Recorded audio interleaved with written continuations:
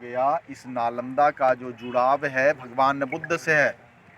भगवान बुद्ध से बोले या भगवान महावीर से, यानी आज से 2600 साल पहले से नालंदा का जुड़ाव है। पूरे एशिया महाद्वीप में 3 विश्वविद्यालय थी। तो फर्स्ट हो गई तक्षशिला जो कटकर चला गया पाकिस्तान रावलपिंडी। सेकंड हो गया नालंदा जहां हम लोग हैं। और थर्ड हो गई विक्रमशिला बिहार भागलपुर कहलगांव, है ना। तो सबसे ओल्ड यूनिवर्सिटी थी तक्षशिला, चूँकि वहीं का स्टूडेंट्स रहे चरक, चाणक्य, जीवक, पतंजलि, सुखदेव और फिर चाणक्य वहाँ का प्राचार्य रहे, इसलिए वो हिंदू विश्वविद्यालय। नालंदा बौद्ध विश्वविद्यालय, विक्रमशिला बौद्ध विश्वविद्यालय। लेकिन जब पूरे एशिया महादेश में बौद्ध फैल गई तो वो भी कन्वर्ट हो गई बौद्ध यूनिवर्सिटी में। तो तक्षशिला हीनयान के लिए फेमस, नालंदा महायान के लिए फेमस और विक्रमशिला तंत्रयान के लिए फेमस। नालंदा 2 शब्दों के मेल से बना और वो शब्द पाली, चूँकि नालंदा में जो रीडिंग होती थी पाली लैंग्वेज, तब वो हो गई नालम प्लस दा, नालंदा। तो नालम मीन्स लोटस फ्लावर, कमल का फूल जो ज्ञान का प्रतीक माना जाता है, एंड दा गिव, तो टू गिव नॉलेज, नालंदा। जो स्थान ज्ञान को देता था उस स्थान का नाम नालंदा हो गई। और दूसरा है प्रकृति में, तब वो हो गई न अलम ददाती इति नालंदा, न अलम ददाती इति नालंदा। इसका अर्थ हुआ जहाँ ज्ञान देने का न कोई अंत हो उसे नालंदा कहा गया, चूँकि अलम मतलब अनंत होती है जिसका कोई अंत नहीं। तो ये जो 2 मैंने भाषा बोला, पाली एवं प्रकृत, समझ गई ना? हैं? ये 2 भाषा में पढ़ाई हुआ करता था। लेकिन अभी का लिपि क्या है? देवनागरिक है। उस समय का जो लिपि थी ब्राह्मणी लिपि थी, समझी? हैं? नालंदा में चीन के यात्री हुएनसांग और इत सिंह 7वीं सदी में वो भारत आए। वो 14 वर्ष भारत में रहे, 5 वर्ष नालंदा में रहे, 4 वर्ष छात्र जीवन और 1 वर्ष टीचर जीवन। लेकिन इनसे भी पहले आए थे फाहियान, वो भी चीन के स्टूडेंट्स थे, 500 एडी के स्टूडेंट्स थे। तो हुएनसांग एक बुक लिखा, उस बुक का नाम है सी यू की। ये चाइनीज भाषा हो गया, इसको हम लोग हिंदी में बोलेंगे भारत यात्रा। तो आज के बच्चे लोग को 10th और 12th में पढ़ने को है भारत यात्रा, पढ़ी होगी तुम लोग। उसमें उन्होंने लिखा कि नालंदा उत्तर से दक्षिण 7 माइल लंबा और पूरब से पश्चिम 3 माइल चौड़ा। इसको हम लोग किलोमीटर में करते हैं तो 10/5 यानी 50 स्क्वायर किलोमीटर में यूनिवर्सिटी थी। यानी इतनी बड़ी यूनिवर्सिटी वर्ल्ड में ना थी ना है। उन्होंने लिखा कि नालंदा में 10,000 स्टूडेंट्स, 1,500 टीचर, जिसको हम लोग एवरेज कर देते हैं तो 7:1 टीचर रेशियो। नालंदा में 3 लाइब्रेरी थी, उस लाइब्रेरी का नाम था रत्नरंजक, रत्नदधि, रत्न सागर। तो रत्न सागर 9 मंजिला बिल्डिंग थी। हिस्ट्री बतलाती है कि 9 मिलियन बुक्स, 9 मिलियन बुक्स मतलब 90 लाख बुक। कितना बुक? 90 लाख। तो रत्न सागर में 90 लाख बुक थी। तो आज के भी यूनिक बुक है रत्न सागर, इसी के नाम पे, है ना। नालंदा के स्थापना मगध के राजा कुमारगुप्त द्वारा 5वीं शताब्दी 413 एडी में हुई। उसके बाद 200 साल बाद कन्नौज राजा हर्षवर्धन आ गए। तो 200 साल में नेचुरल बिल्डिंग टूटती है, तो उन्होंने तोड़ा नहीं, इसको मिट्टी से कवर्ट कर दिया, रीबिल्ड कर दिया हर्षवर्धन ने। और 9वीं सदी में बंगाल राजा देवपाल आ गए, तो फिर इसको ब्लॉक कर टॉप में देवपाल ने बना दिया। समझी गई?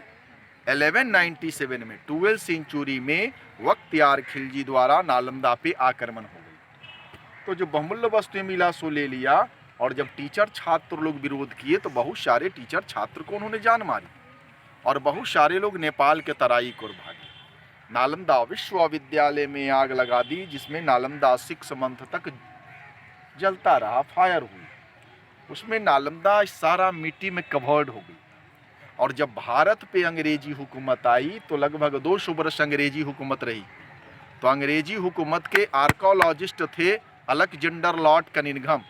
तो जो हुएनसांग बुक लिखा था भारत यात्रा, उसी के माध्यम से नालंदा का खोज हुआ, डिस्कवर हुई। कब हुई? 1868 में। और इसका जो डिग आउट हुआ, खुदाई जो हुई 1915 टू 1937, 1915 से 1937 तक निरंतर 22 वर्षों तक 1 किलोमीटर बाई 1 किलोमीटर, यानी विश्वविद्यालय का 10%, यूनिवर्सिटी का 10% का डिग आउट हुआ। उसमें नालंदा 2 पार्ट में मिली। तो 1 पार्ट हो गई विहार एंड सेकेंड पार्ट हो गई चैत। ये दोनों पाली लैंग्वेज हो गई। विहार मीन्स रहने सहने पढ़ने को स्थान को विहार है ना, reading fooding losing Vihar, and चैत्य मीन्स टेम्पल जहाँ वर्शिप करते थे। और 200 विलेज से जो टैक्स आता था राजा को, राजा विश्वविद्यालय को दान दे देता था। उसी से विश्वविद्यालय चलती थी, यूनिवर्सिटी चलती थी। छात्र को रहना सहना खाना पीना सारा फ्री था। लेकिन उसके जगह पे जो नालंदा का मुख्य एंट्रेंस हुआ करता था चारों दिशाओं में, और वहाँ पर जो गेट मैन बैठते थे इतना इंटेलिजेंट मैन हुआ करते थे कि उनको द्वारपाल नहीं कहा जाता था जी, द्वार पंडित कहा जाता था। 100 में 10 ही % क्वालिफाई करते थे जिनको एंट्री मिलती थी, और 90 जो पूरी दुनिया का लोग रहा करते थे गेट से लौट जाते थे। और उस द्वार पंडित के द्वारा जो एग्जाम ली जाती थी उस एग्जाम का नाम एंट्रेंस एग्जाम, प्रारंभिक परीक्षा, यानी एंट्रेंस एग्जाम भी नालंदा का देन जिसका आज हम लोग सदुपयोग कर रहे हैं संभवतः। नालंदा में जो रीडिंग होती थी 108 भाषा थी पाली एवं प्रकृत, जो मैंने दोनों का डिफिनेशन दिया। तो नालंदा का जो एस मैन टीचर थे उस समय का, जो आगे पढ़ने को मिलेगा तुम लोग को भी, अतिश दीपंकर, गुरुपद्वा संभवा, नागार्जुना, आर्यदेव, वसुबंधु, धर्मकीर्ति, धर्मपाल, श्री विष्णु, साक्या पंडिता, राहुल श्रीभद्र, पंडित शीलभद्र, शांतिदेव, शांति रक्षा, आर्यभट्ट, जो जीरो के इन्वेंशन किए थे। तो वहाँ यहाँ पे वो स्टूडेंट्स भी रहे और टीचर्स भी रहे। इस तरह की व्यवस्था थी। अब मेरे तरफ नहीं देखो, वो साइड को जो देख रही हो उस जगह को हुएन सांग, जो मैंने सीयू की बोला, उसमें उन्होंने लिखा है कि इसमें टेराकोटा का यानी मिट्टी का 80 फुट का बुद्ध का स्टैचू थी। 74 से 82 तक आर्कोलॉजी सर्वे ऑफ इंडिया इसको डिग आउट किया जी। डिग आउट किया तो लैग मिली, ये पाँव मिली, उससे लगता है कि 80 फुट का बुद्ध का स्टैचू थी। अब हम लोग आगे चलेंगे उसको देखेंगे।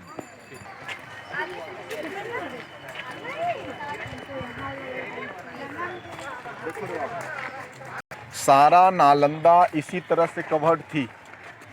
किसी को कुछ पता नहीं था कि नालंदा यूनिवर्सिटी कहाँ है। तो अभी अभी जो मैंने बोला ना कि हुएन सांग जो बुक लिखा था भारत यात्रा, उसी के माध्यम से नालंदा का इसका खोज हो रही है। ये ट्रेंड लेबर लोग इसको खोज कर रहा है, समझी गई ना। तो जैसे जैसे खुदाई होता गया वैसे वैसे डिफाइन होता गया है।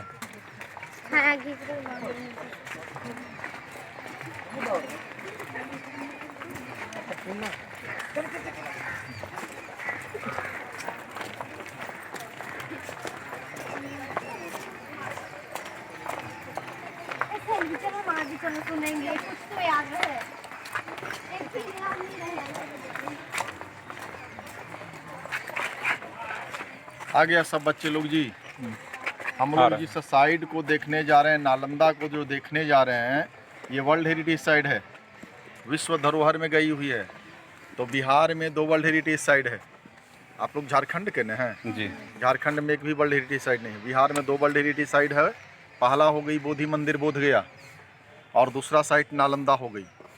तो जैसे ये भारत सरकार का लोगो, उसी तरह से यूनेस्को का लोगो है। तो वर्ल्ड में कहीं भी आप यूनेस्को साइट देखने जाएंगे तो ये लोगो देखने को मिलेगा। तो बिहार में कितने वर्ल्ड हेरिटेज साइट जी? 2 हो गई। पूरे भारत में कितने वर्ल्ड हेरिटेज साइट? 40। कितना है? 40। पूरे वर्ल्ड में कितने वर्ल्ड हेरिटेज साइट? 1153 है ना। तो हम लोग जिस साइट को देखने जा रहे हैं वर्ल्ड हेरिटेज साइट को देखने जा रहे हैं।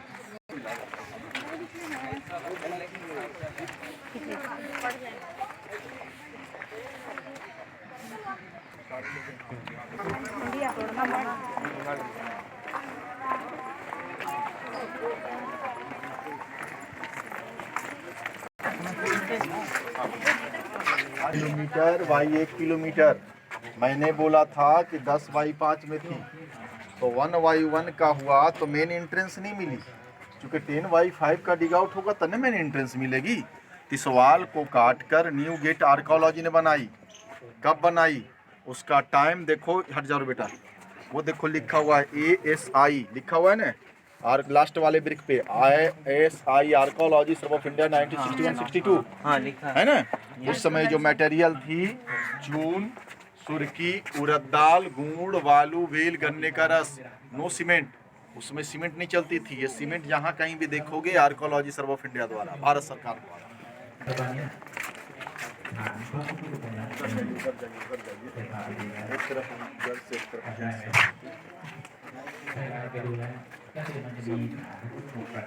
चलो उधर ही रहो, उधर ही रहो। अंदर आ जाओ सुबह। तो ये जो हम लोग देख रहे हैं ये 5वीं सदी का हॉस्टल हो गई गुप्ता डायनेस्टी का। एक कमरे में एक ही छात्र। जितना हम लोग डीप देख रहे हैं इतना ही डीप अभी और है। चूंकि खुदाई में वो पानी गिरेगा, लॉस होगा तो लोग देखेंगे क्या। तो तुम्हारा टिकट 40 रुपीज़ का है और ये जो फॉरनर है उसका 600 पर हेड है ना। एक पर हेड 600। तो फॉरनर का संख्या अधिक, चूंकि उनका धर्मस्थल हो गई। तो आर्कोलॉजिस्ट को लेवल में रखा और ड्रेन बना दी। और जो कंक्रीट देख रही है डोर हो गई, दिखाई दे रही है ना। साथ ही साथ जी एक कमरा दूसरे से interconnected block, interconnected block, interconnected. तो 34 रूम, 34 स्टूडेंट्स। अब एग्जाम्पल में दे दूं कि इसमें महायाना का फिलॉसफी का स्टूडेंट्स, तो फिलॉसफी डिपार्टमेंट हो गई। तो इसमें जूनियर, मेरे उंगली को देखना, इसमें जूनियर, उसमें सीनियर।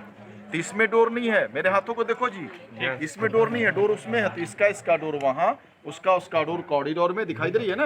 उसका कॉरिडोर में, उसका कॉरिडोर में, उसका सामने। वो साइड वाले लोग को ये सीढ़ी के बगल में एडवर्ड हॉल दिखाई दे रही है ना, वो 500 AD का लेक्चर हॉल होगी, क्लासरूम हो गई। तो कब का हो गई जी? 5वीं सदी का, 500 AD का हो गई। 700 AD आई तो फिर मैंने बोला था कि इसको मिट्टी से कवर्ट कर दिया। चूंकि नेचुरल बिल्डिंग टूटी तो इसको मिट्टी से कवर्ट कर दिया और रीबिल्ड किया। ये जो विर्क दिखाई दे रही है यहाँ से लेकर के 12 फुट तक हर्षवर्धन ने बनाई। फिर हर्षवर्धन बिल्डिंग पर सिटी चलने लगी। और जब 900 AD आई, किंग ऑफ बंगाल आ गए, तो फिर इसको क्लॉज का टॉप में दीपपाल ने बनाया, जो जाने का रास्ता इसके ऊपर। इस पे अब जाना बंद हो गई जब से वर्ल्ड हेरिटेज हो गया। तो ग्राउंड लेवल 500 AD, मिडिल हर्ष डायनेस्टी और टॉप पाला डायनेस्टी। दूसरे बिल्डिंग के बीच में ये ओपन पैसेज हो गई। हर एक 2 बिल्डिंग के बीच में ओपन पैसेज।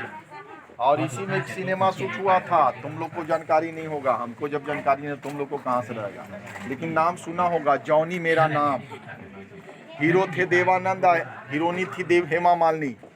इसी में शूट हुआ था। उस गाने का नाम था ओ मेरे राजा, ओ मेरी रानी, दूर न जाना, खपा न होना। इसी में शूट हुआ था, समझे गए ना। उसके बाद से भारत सरकार शूट करना बंद कर दी, चूंकि फॉरनर का संख्या बढ़ने लगी। ये लोग वर्शिप करते हैं, पूजा अर्चना करते हैं, तो लोग को डिस्टर्ब होता है, इसलिए भारत सरकार शूट करना बंद कर दी। तो हर एक 2 बिल्डिंग के बीच में ओपन पैसेज आने जाने का रास्ता हुआ। เหมือนกับว่ามันบังตาไว้นะพอมันบังตามันมองในแง่ต่างๆเอาทีนี้ถ้าเรามองในแง่ต่างๆคืออะไรคุณโยมถ้าในแง่ต่างๆ सूरज ग्रहण के पास ना एक वायरलेस माइक होना चाहिए क्या सर? हाँ, ताकि सबको सुनाई दे। इस वाले को सुनाई दे।